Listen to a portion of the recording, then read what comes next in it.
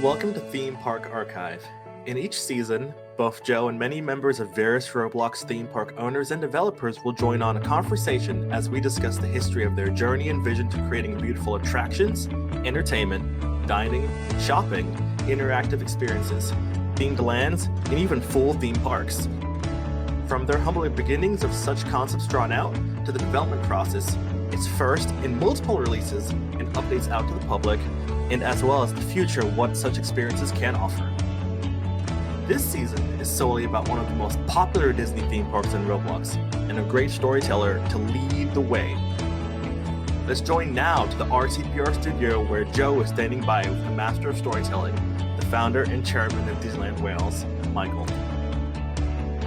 Hello one and all, welcome to a brand new series here on the RTPR channel. It is time once again for Theme Park Archive. So, we're here, Theme Park Archive, myself, it's Joe, and I'm here with a, special guest for the next few episodes as we cover the history of Disneyland Wales. We have chairman and founder of Disneyland Wales himself, Michael. Hello. Before we start, what should I call you throughout these episodes? Do you want Michael? Do you want Project? Do you want Turbo Max Power? Do you want Michael X? Do you want Projection X? Michael, what do you please. prefer? Michael, right. So, If someone starts calling me Turbo Max Power, I will lose my mind. Well, it is 10 years of Project Power, not really, but Oh so we're gonna kick off the first episode here with something that is, I would say, a very interesting attraction, both touching to our hearts. The recently released third version of it, actually, WALL-E the Ride. So, WALL-E the Ride is a very interesting attraction, given it was the first original attraction under the umbrella of Disneyland Wales.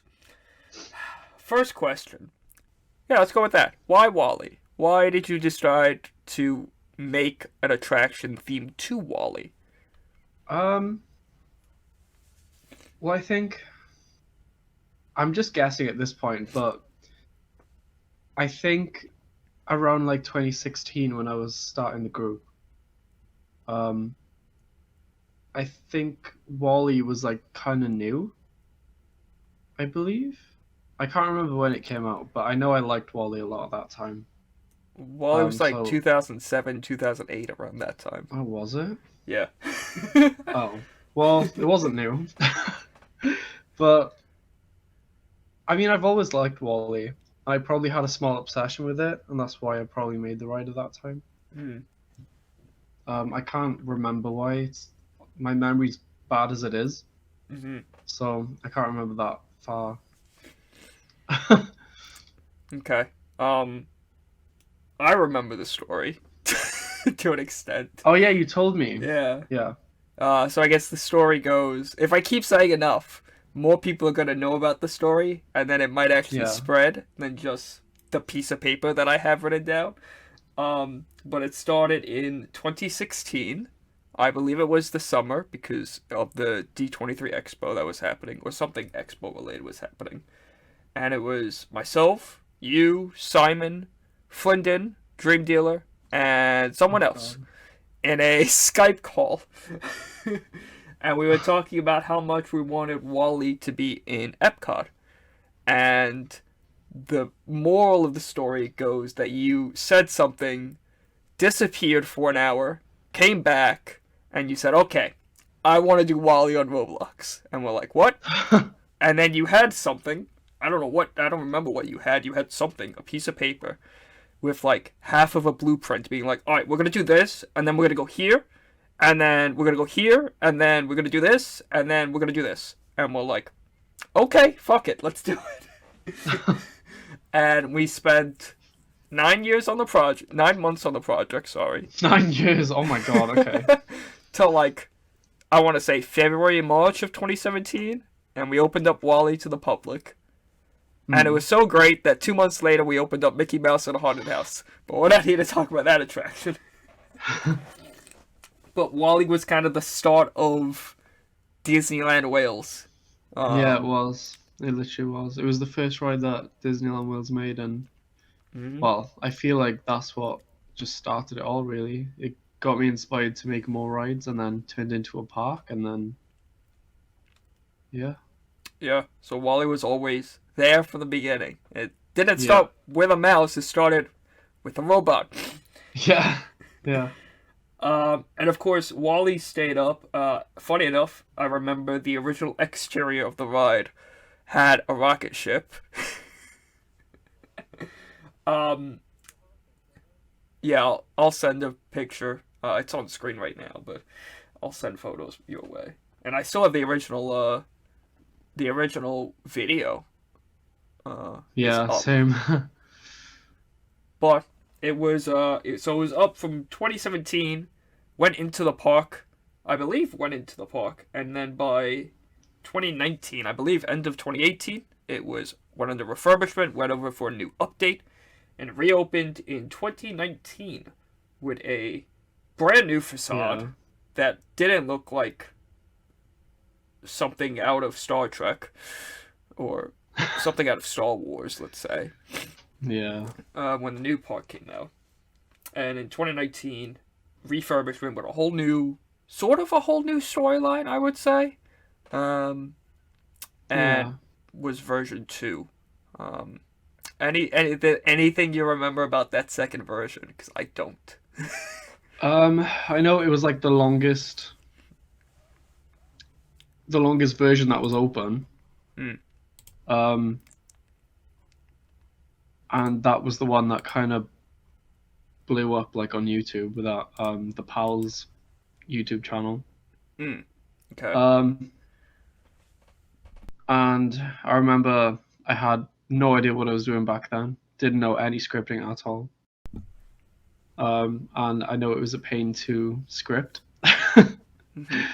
I couldn't animate anything, so everything was just still. The only thing moving was the particles and your vehicle, and the music. And it was very boring. That's all I remember. I think so. I actually don't remember the attraction. I have to rewatch it at some point, but yeah, I think it was a little boring at parts. It was, but yeah. it did feature that new kind of ride vehicle that's Sat 4, you could say. Yeah. Which obviously will show up in the third and final version after 2 years of development. Wally the Ride made its third and final version, which is currently out. Check it out.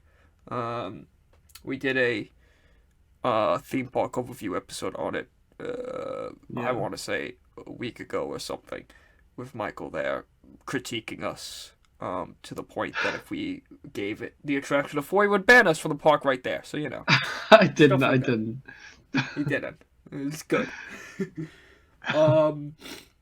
But the third version of Wally came out, uses an entirely new system of that, reminiscent of the Forbidden Journey from Universal Studios, that being, Michael, you're going to say it with me, right? It's a Kuka arm. Yep. I kept calling it Robot Arm because I had no idea that Kuka was a thing. Let's talk a little bit about how you kind of created this third version, right? So you spoke about how in the second version it was too boring, in the first version it was old. What changes did you make to this third version to make it more innovative, more up to the Disneyland Wales status of great storytelling and an abundance of various audio animatronics? Well, I think what started it off was the Mickey Mouse and Haunted House refurbishment. I took that ride turned out like exactly how I wanted it to be, and I thought if I can do this with this ride, then let's go and turn like one of the icons of the park into something amazing like that too. And I was actually inspired by this one Ride Sims video on YouTube that was also a Kuka on like a concept of a Wally ride. And there's a lot of things like similar to that in this ride, because genuinely like blew my mind. I was like, that's what I want this Wally to be. I want this to be like a Kuka arm ride, and I had this whole idea out. and then I started building it. Well, actually, no. I think I closed the second version of Wally just for like a refurbishment. I was originally just gonna update the ride system because it was so buggy because I couldn't script back then or whatever. And then I got inspired by what I'd done with Mickey Mouse and the Haunted House and this YouTube video. So then I was like, okay, I'm just gonna keep this ride closed and I'm just gonna delete it all and make a new one. And I don't know if you can scroll back and find the original announcement I made on the Discord. I basically said, I know Wally just closed, but it's going to stay closed because I want to work on it. I want it to be its best version of itself, I think is what I said. And then I started building it. I was so inspired. And then obviously, as a developer, your motivation like kind of comes and goes. And then once I got the queue line done in the station, my motivation dropped. So I swear that ride like was abandoned for about a year until I started working on it again. And I have the Discord open right now of like, it's called Wally Refurb, and I'd post like progress in there. And I basically did a vote of what the ride vehicle should be, just in case, this idea wasn't good enough. Like I wanted other people's opinions. So it was either going to be a trackless spinning ride like the Beauty and the Beast ride in Tokyo, or it was going to be a suspended roller coaster, or it was going to be like this robot arm or Kuka arm, whatever it is. And everyone wanted the Kuka arm, so we went for that. I made the ride vehicle, tested it, and it worked fine. And I started mapping out like the ride in studio, made the track and everything. And I was like, oh my god, what am I doing? This ride is so long. I'll send you the image to put on screen, all the progress pictures. It looks insane without any buildings, like just the track. Uh-huh. And the station looks so small. I can't believe like I even managed to get this ride finished with how big it was. Huh. And I even downloaded like the Wall-E game on Steam for like inspiration of how to build stuff, because my motivation was so hit or miss with this ride because there was so much, like so many things to do. It was unreal. Mm-hmm. I genuinely think it took like a year to like finish building it, let alone the system. Yeah, and I finally finished it, I think, around Christmas time last year, 2023. And we finished it like the first week of January. So we already opened it, and then we opened it as soon as we could, which was literally a few days ago, and looks like it was a success. So yeah, I was gonna say I think I got the text from you maybe at the beginning of January, like, oh yeah, Wally's done, by the way, and I'm like, yeah, okay, finally, that took a while. There's a ton of progress pictures, so I'm gonna spam you later. That's fine. That's acceptable. I'll make it into like a little collage during this point. Yeah. I guess one of the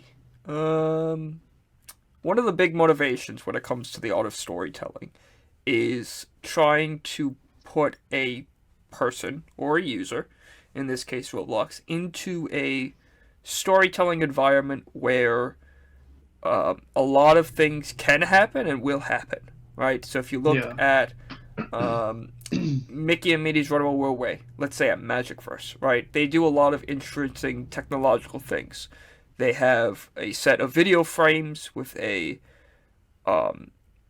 custom-based pre-show, and then inside of the ride, there's a lot of animations and a lot of audio animatronics with screens and image sequences, right? Look at something like Soarin' from Wet Imagineering that is much more recreation-based, but it's thousands upon thousands of image sequences to create a legitimate theater. In the case of Wall-E, what are some of those like technological advances that you guys have done to bring, I guess, this next generation of storytelling? Like video frames, image sequences. I know there's a part where Eve basically fires a sparkle and kills one of the rogue robots. And I'm just like, oh, okay, they actually did that. But like, you know, what sort of like technological advances have you used for Wall-E that you will eventually use for other attractions to build kind of a more robust way of storytelling? Well, the first thing that came to mind was that actual screen scene where you're flying around, which is actually like an old corridor version 2. That scene is something I always wanted to do, and I didn't really. I struggled a lot with the vehicle speed to move the screen like with the vehicle. I had to change that so many times because it wasn't lining up correctly. But we got it to work. But I think that's one of the scenes that I look forward to like seeing people's reactions to, because you don't see a lot of that on Roblox. I know Universal did it on Roblox, but they've closed it now. That was really cool to see, and I always wanted to kind of accomplish something like that at DLW. So I love that scene. It was easier than I thought it was going to be. I actually wanted more video frames in that ride. One being the TV in Wally's bunker. That's a video frame as well. But I think you're only allowed 3 video frames in studio or in a game, Yeah, I believe. it's So 3. I know I wanted like the screen where you're flying around, and I wanted the TV. And the scene where the captain's like on the TV speaking, telling you to go home or whatever. Hmm. I know I was gonna make those video frames, but I wanted multiple screens of the captain so that you wouldn't just see one like going back. So I made those into like uh, images, sequences, and I also made the pre-show in the queue line images as well. So somewhere I could add a video frame, but I'm just not sure what. But another technological achievement, I'd say, is probably just the animations in the ride. There's so many like animations in that ride; it's insane. Um, I don't even if I could count. um, One thing I love to do on the ride is like watch all the animations and sets like reset after the car goes by. Um, yeah, but I just think the amount of animations and movement in the ride is another achievement. It just doesn't feel still, and the ride vehicle kind of helps that as well. I'm trying to think of what else. Yeah, I'd say I quite liked, I guess, a nostalgic state from the first version. The amount of times I think it was myself, Kev's, Flinden, and you as well, trying to make those models for the repair yard. All those different, Yeah, delicate robots. That took a lot out of us. yeah. To be fair, it was the same with this new version. I know Reese was making all these robots for it, and I remember um trying to get like a different animation for every single one so it doesn't look so static. And that took me at least like 30 minutes. It was just as bad. Yeah. um like literally all the robots in that scene are all doing something different. Like they're not Hmm. all doing the same thing. I like there's one robot, if you rewrite it, it's just like smashing its head against the wall over and over again. It's so funny. That's me whenever I try to convince Michael to do Hunchback of Notre Dame or something like that, or the Mulan Wow. ride. And I just get nothing response. I smash my head against the wall.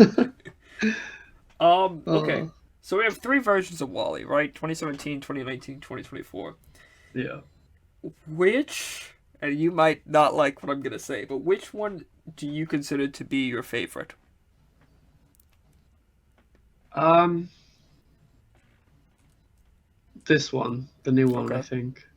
But nostalgically, I like the first version Yeah. because I just think even back then when I wasn't good at scripting, like I'm still surprised I could achieve that ride.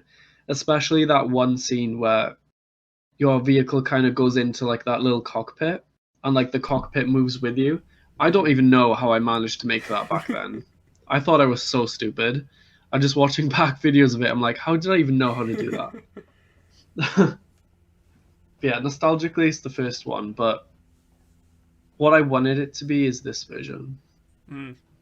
And then the second one's just in the garbage, in the trash. It's Yeah, on the that's my trash favorite compactor. scene. Yeah, That's where the second version is. literally.